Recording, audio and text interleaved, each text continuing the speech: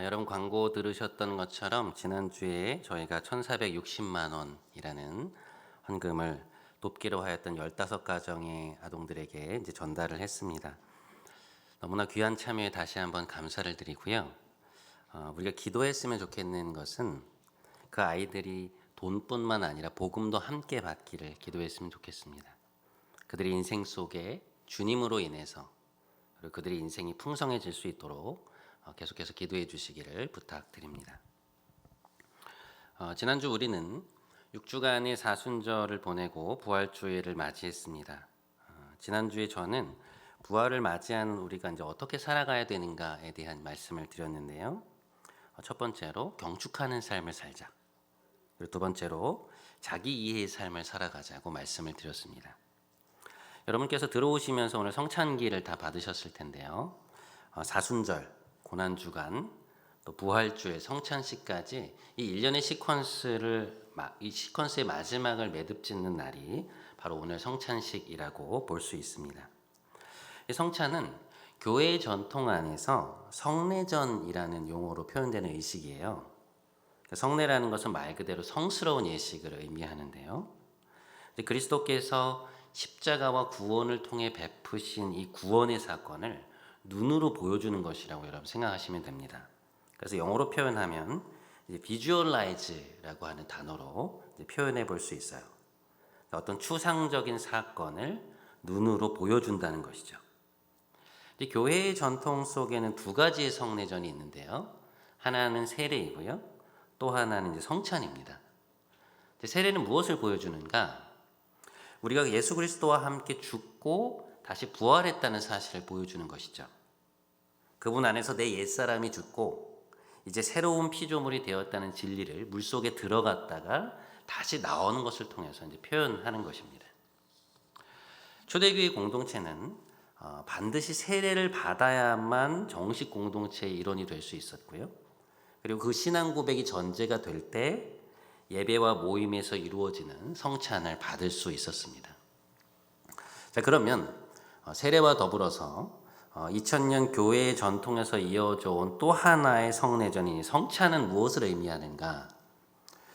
성찬식은 예수님과 제자들의 마지막 식사 자리에서 제정이 되었다고 우리가 볼 수 있는데요. 오늘 우리가 함께 읽은 마태복음 26장을 보시면 그 장면이 좀 생생하게 표현되어 있습니다. 우리 본문을 한번 띄워주시고요. 26절은 제가, 우리 27절과 28절은 좀 함께 읽겠습니다. 요 마이크 좀 살짝만 낮춰주세요.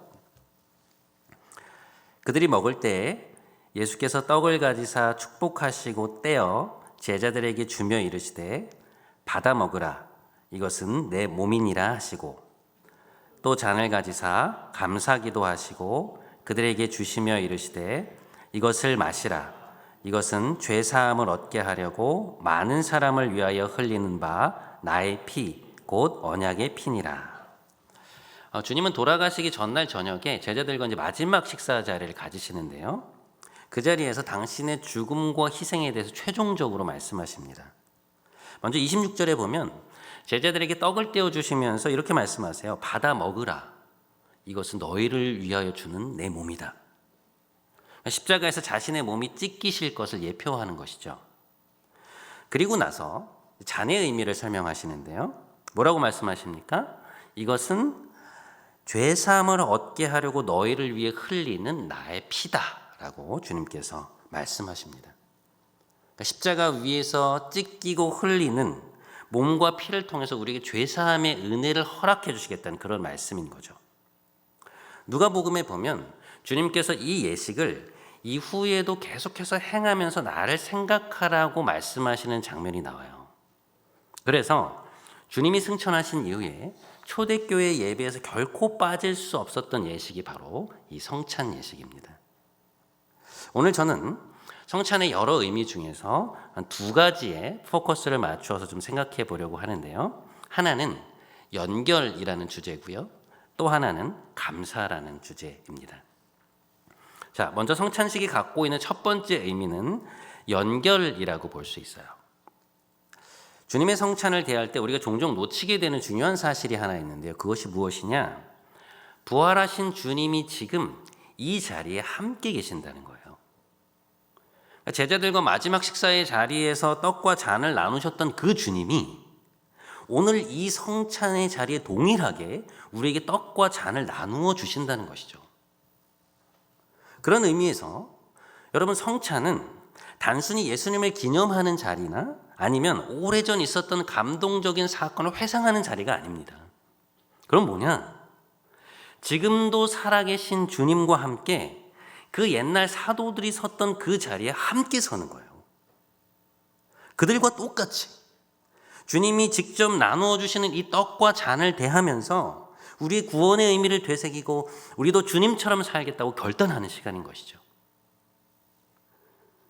지난 2000년간 수많은 믿음의 선배들이 주님이 직접 나누어 주신 이 떡과 잔을 대하면서 자신이 받은 구원에 감격하였고 주님을 따르기로 결심하면서 자신의 목숨을 드렸던 것이죠. 오늘 이 자리는 그 성찬 역사의 거대한 물줄기를 따라서 이어져 온 그 영적 충만함을 고스란히 이어받고 있는 그러한 자리인 것입니다. 자, 이 사실이 의미하는 바가 무엇인가?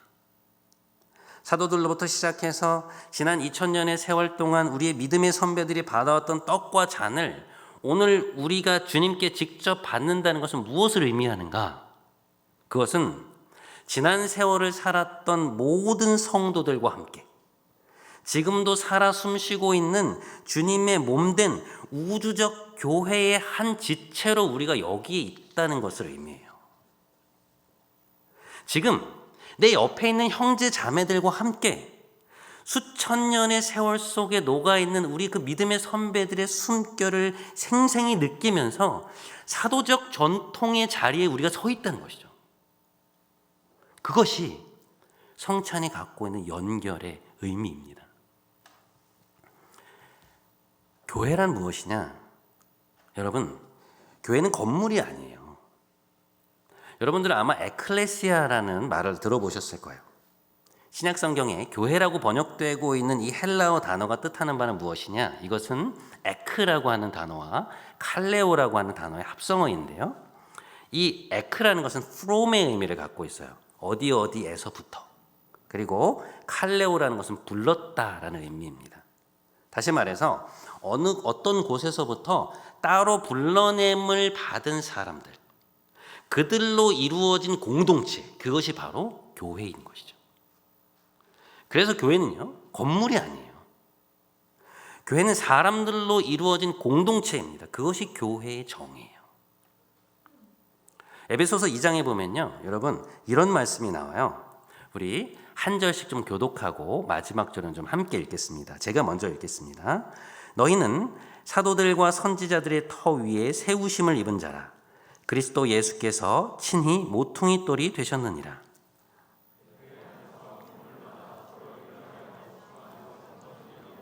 함께 너희도 성령 안에서 하나님이 거하실 처소가 되기 위하여 그리스도 예수 안에서 함께 지어져 가느니라.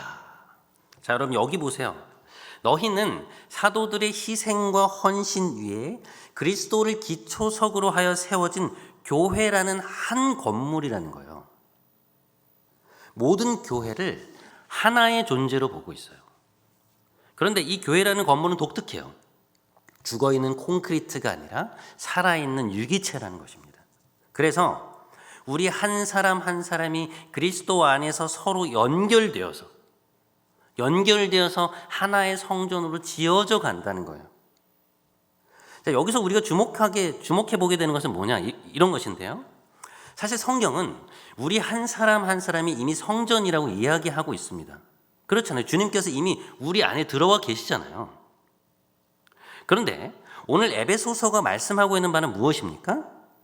그것이 끝이 아니라 그 성전된 한 사람 한 사람이 또다시 연결되어서 하나님이 마지막 날에 거하실 하나의 거룩한 성전으로 지어져 가고 있다는 거예요. 여러분, 교회는 어떤 하나의 건물로 완성되는 것이 아니고요, 마지막 날까지 끊임없이 이루어져 가는 과정이 있는 것입니다. 오늘 우리의 사명은 뭐냐?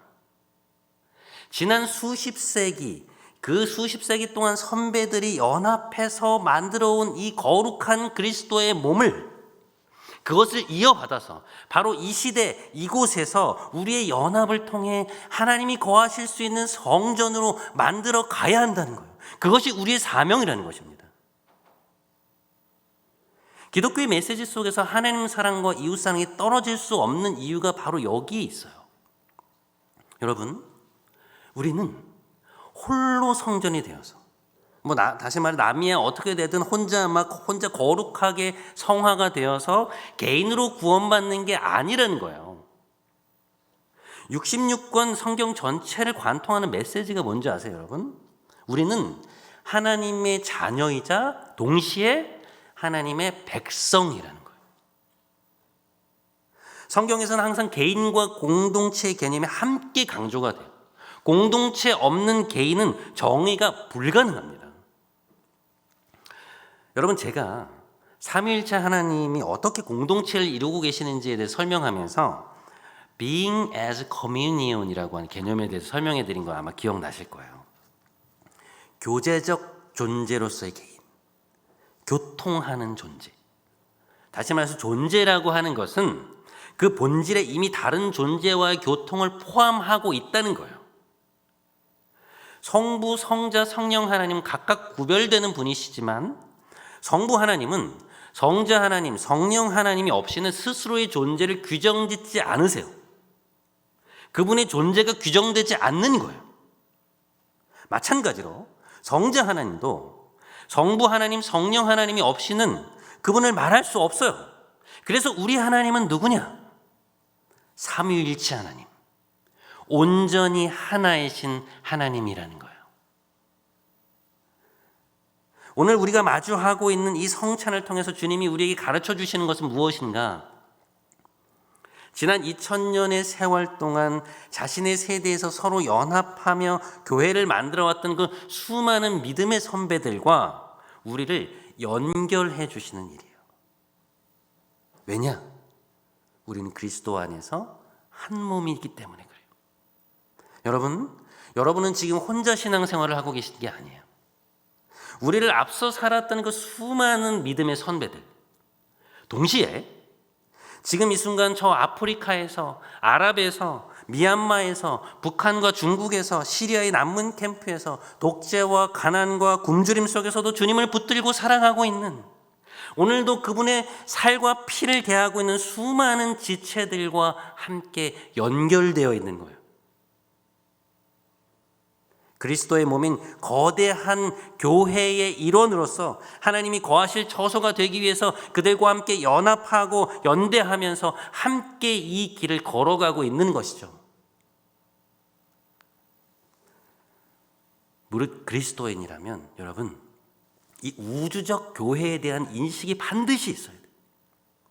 그래야 신앙을 한낱 사적인 감정과 경험으로 치부해버리는 이 시대의 그 신앙의 사유화에 대한 유혹과 가치 절하에 맞설 수 있어요. 신앙이라는 것이 그저 주일에 교회에 한번 왔다 가는 것, 온라인으로 예배 한번 드리는 행위가 아니라는 것을 고백할 수 있는 거예요. 여러분, 우리가 이 우주적 교회의 일원으로 살아가고 있다는 사실이, 그래서 오늘 이곳에서 성찬을 마주하고 있는 우리에게 권면하고 있는 삶은 무엇일까요? 내 옆에 있는 형제 자매들과 연합해서 하나님이 거하실 수 있는 성소를 이루어 가라는 거예요. 이 성찬이 우리에게 가르쳐 주는 것은 무엇입니까? 내 옆에 있는 이 자매가, 나와 소그룹을 함께하고 있는 이 형제가 나만큼 고귀한 존재라는 거예요. 그리스도께서 위하여 살과 피를 찢으신 형제요 자매라는 것입니다. 그 사람을 바라볼 때 내 느낌과는 아무런 상관이 없어요. 그 느낌과 상관없이 이 자매는, 이 형제는 그리스도께서 목숨을 버리신 자들입니다. 우리는 이들과 연합해서 두드림이라고 하는 하나님이 거하실 처소를 만들어 가야 하는 사명을 가진 존재들이에요. 그 누구도 예외일 수 없어요. 이 사명에서, 책임에서 제외되는 이들은 아무도 없습니다. 그 사람이 성도라면. 그래서 성찬은 우리의 이웃을 새로운 눈으로 보게 해줘요. 그들에 대한 편견과 선입견을 깨뜨리고 그들을 용납하도록 우리를 흔들고 요청합니다. 그들이 하나님께 얼마나 귀한 존재이며 함께 그리스도의 몸을 이루어 가야 하는 사명을 가진 사람들이라는 것을 말해줘요. 여러분, 저는 우리가 매주 마지막에 함께 부르는 그 마지막 파송의 찬양의 그 가사가 너무 좋아요. 우리 함께 손잡고 가세요. 조금 느리고 어려울지라도. 여러분, 공동체에서 나하고 성격이 맞는 사람이 얼마나 됩니까? 나랑 잘 맞아서 굳이 신경 쓰지 않아도 손발이 척척 맞는 사람이 얼마나 돼요? 많지 않아요. 그래서 함께 하다 보면 갈등이 생기게 마련이고 관계에 어려움이 생겨요. 당연한 겁니다. 또한 교회는 효율성을 추구하는 것이 아니잖아요. 때문에 내 마음과 달리 느릴 때가 있어요. 그때에도 우리는 배려하고 기다려줘야 되는 거예요. 그러나 우리를 하나 되게 하는 것은 무엇입니까? 주님이 우리를 위해 죽으시고 그분의 살과 피를 통해 우리를 구원하셨다고 하는 그 감격이에요. 서로 다른 배경, 성격, 상황과는 별개로 그 동일한 구원의 감격이 있기 때문에, 그 용서받은 감격이 있기 때문에 우리는 용서하며 기다리며 손잡고 함께 갈 수 있는 거예요. 우리 함께 손잡고 가세요. 때론 더디고 힘겨울지라도 주님 부르신 그날을 향하여 손잡고 함께 가세요. 사랑하는 여러분, 내 이웃의 가치에 눈뜨지 못한 삶은 반쪽짜리 신앙이에요. 성경은 결코 나 홀로 구원을 얘기하지 않습니다. 성경의 가치는 철저히 공동체적이에요. 성찬은 지금 내 옆에 있는 이 형제자매들이 나와 함께 이 길을 걸어가고 있고 한국 사회에 있는 수많은 신실한 그리스도인들이 우리와 함께 하고 있으며 북한과 중국의 지하교회 성도들, 유럽과 아프리카에 있는 성도들, 그리고 지금도 엄청나게 성장하고 있는 남미와 북아메리카에 있는 성도들과 함께 우리가 그리스도의 거룩한 몸을 이루고 있다는 것을 보여주고 있습니다. 이 의식, 우리가 서로 연결되어 있으며 그리스도의 몸을 이루는 그 거룩한 공동체는, 거룩한 지체라고 하는 이 공동체 의식에 깊이 뿌리 내려 있을 때 우리는 성경적 관점에서의 온전한 나를 발견할 수 있습니다. 여러분, 다시 한번 간곡하게 부탁드립니다. 공동체 안에서 자신을 발견하셔야 돼요. 소그룹에서, 사역팀에서 나와 따로 교제하는 형제 자매들과 공동체를 이루고 그들이 그리스도께서 살과 피를 쏟아 구원하신 고귀한 이들임을 인식하고 용서하고 용납하고 기다리고 연합하면서 그리스도의 몸을 이루어 가야 돼요. 그것이 우리가 하나님이 거하실 처소가 되기 위해 자라나는 반드시 필수적인 과정입니다. 그것이 지난 2000년의 거대한 영적 전통을 이어받은 지금 이 시대를 살아가는 우리의 사명이에요. 여러분, 부디 오늘 성찬을 마주하면서 우리의 사명과 서로의 지체됨의 의미를 깊이 깨달으시는 여러분 모두가 되시기를 주님의 이름으로 간절히 기도드립니다.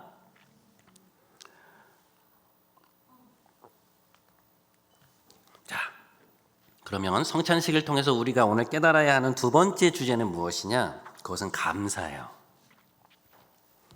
오늘 이 첫 번째 주제와 두 번째 주제는 아주 긴밀하게 연관이 되어 있습니다. 여러분, 복음서에서 주님과 제자들의 마지막 식사 장면을 보면요, 반복해서 나타나는 헬라어 단어가 하나 있어요. 그게 뭔가 하면 유카리스티아라고 하는 단어예요. 이것은 감사라는 것을 뜻하는 헬라어인데요. 이 단어가 오늘의 본문 속에서 어떻게 나타나고 있느냐? 마태복음 26장을 다시 한번 보시죠. 자, 여러분 여기 26절에 보시면 주님께서 떡을 가지사 뭐 하셨다고 되어 있죠? 축복하셨다라고 되어 있죠. 이제 이것은 축복 기도를 하셨다는 의미인데요. 누가복음이나 마가복음에 보면 이 단어 대신에 유카리스테오, 감사를 드리셨다라고 되어 있어요. 그러니까 축복 기도를 하시는 과정 속에서 감사 기도를 드리시는 거예요. 27절에 보면 이 부분이 좀 더 명확해지는데요. 떡을 떼어주신 이후에 또 잔을 가지사 무엇을 하셨다고 되어 있습니까? 감사 기도를 하셨다. 이때도 쓰이는 단어가 유카리스티아의 동사형인 유카리스테오예요. 복음서의 저자들이 떡과 잔을 나누시던 그 주님의 마지막 만찬의 그 장소에서 강조하고 있는 것은 무엇이냐? 주님의 감사예요. 주님이 제자들과의 마지막 그 식사 자리에서 내일이면 다가올 당신의 죽음을 바라보시면서 무엇을 하시느냐? 감사 기도를 하나님께 드리신 것입니다. 로안 윌리엄스라는 분이 계세요. 영국 성경회 이제 대주교로 오랫동안 섬기시고 캠브리지 대학의 모들링 칼리지 학자금을 역임하신 분인데요. 이제 이분이 감사라는 것이 우리 신앙생활에서 갖는 의미가 무엇인가에 대해서 이런 말씀을 하신 적이 있어요. 저는 이분의 이야기를 들으면서 굉장히 통찰력인 말이다라는 생각을 했는데요. 한번 들어보시죠.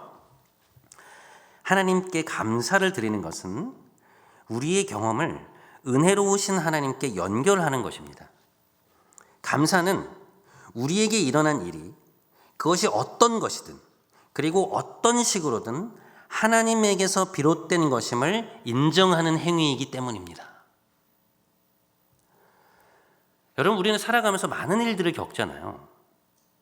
근데 그것이 좋은 일이든 나쁜 일이든 그 상황과 사건을 하나님께 연결시키는 우리의 행동은 뭐냐? 감사라는 거예요. 우리가 아무리 좋은 일을 겪어도 하나님께 감사하지 않으면 그 일은 하나님과 상관없는 일이 되어버리는 것이고요.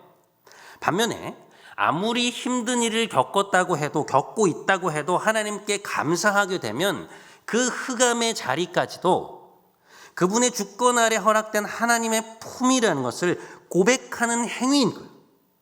그 절망의 자리까지도 하나님께 연결시키는 자리가 바로 감사라는 자리인 것이죠.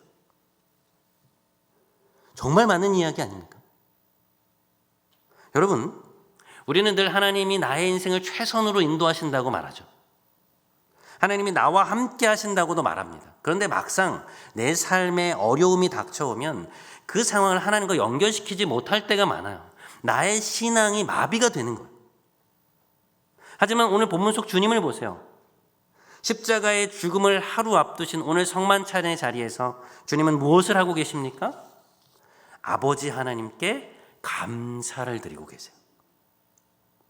앞으로 다가올 어둡고 고통스러운 그 자리까지 하나님께 연결시키고 계시는 거예요.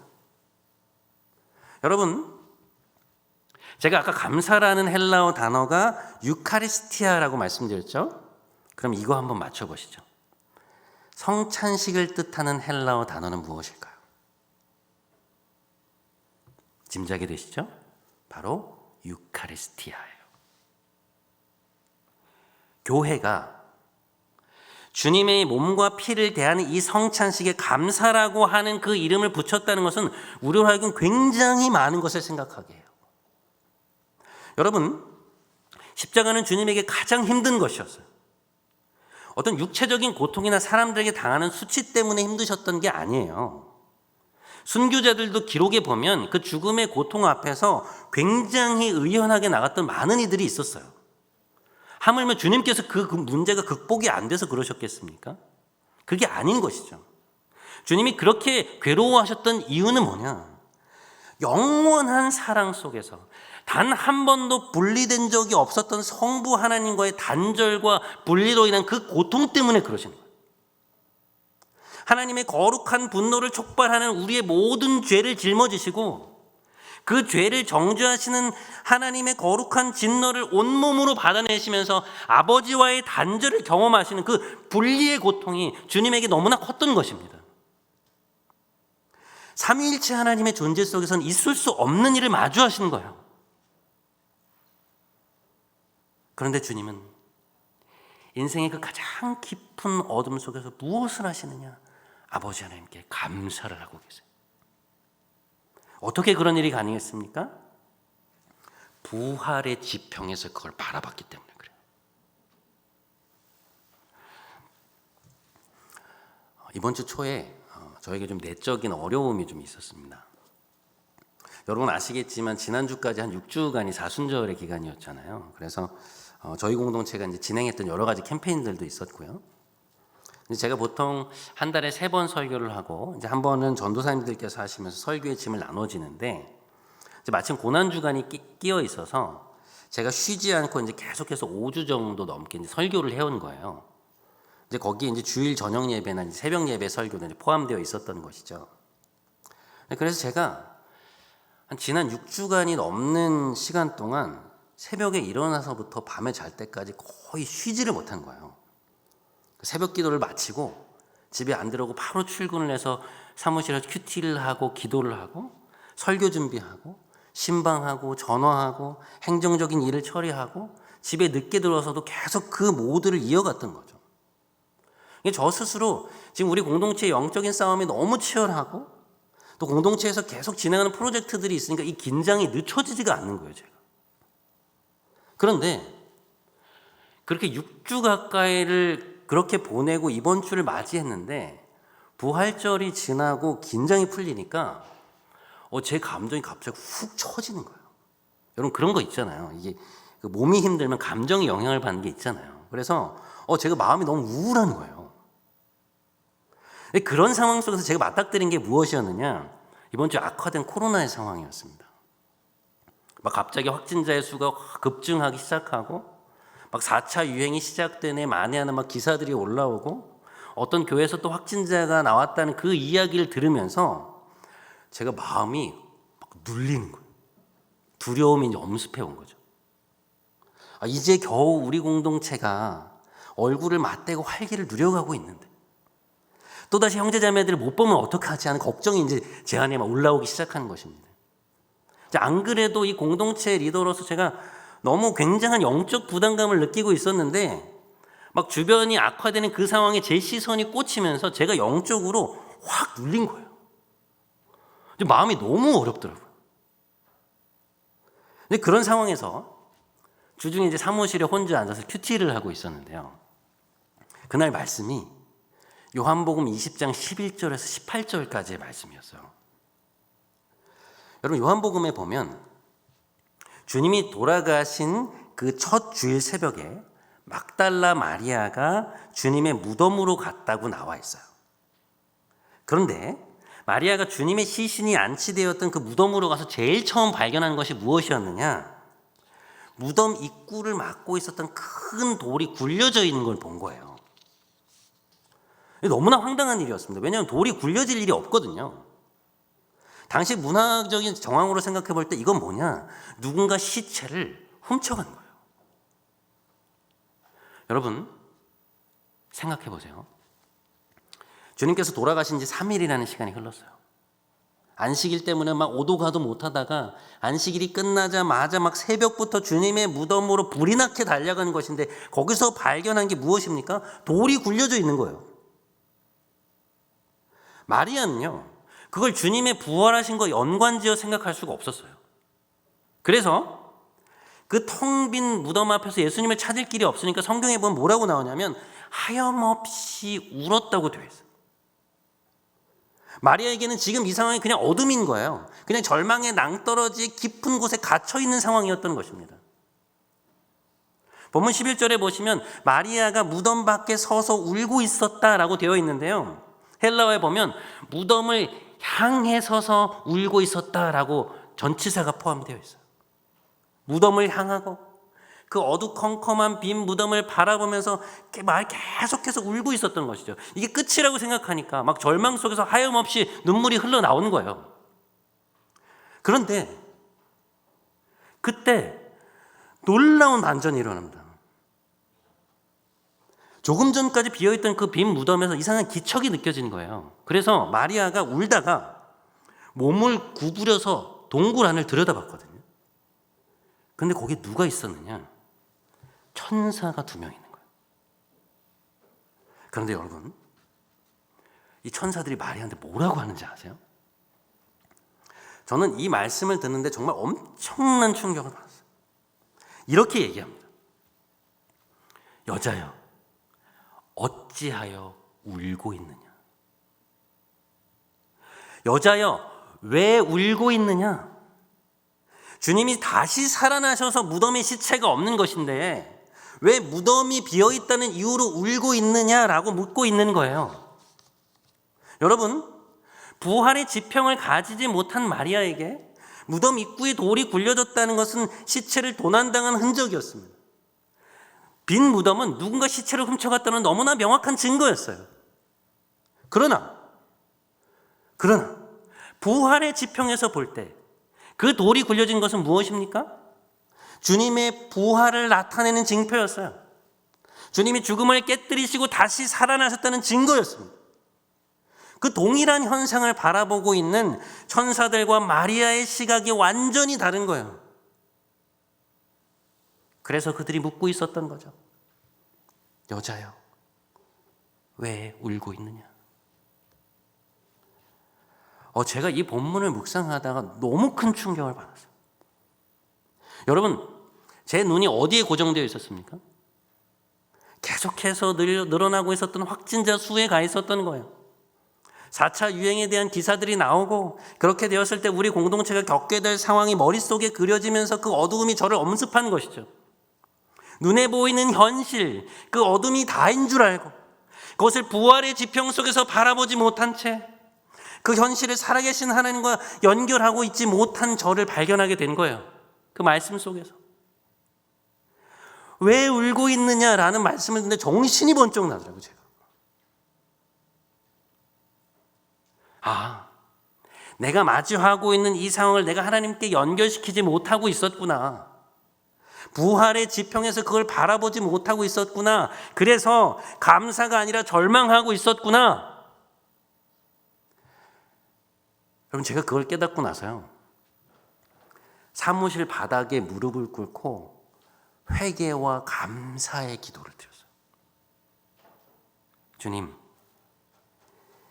무덤의 입구에서 돌이 이미 굴려진 것을 믿습니다.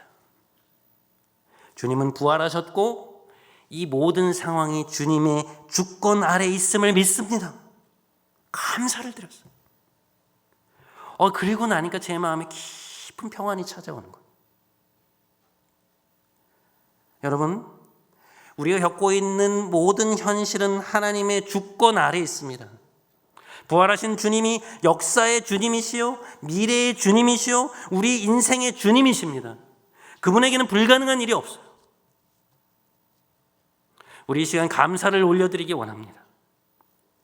주님이 그 고통의 자리를 감사를 통해 하나님과 연결하셨던 것처럼 우리도 내가 있는 이 상황에 대한 감사를 통해 지금의 어두움을 비치신 하나님께 연결하기 원합니다.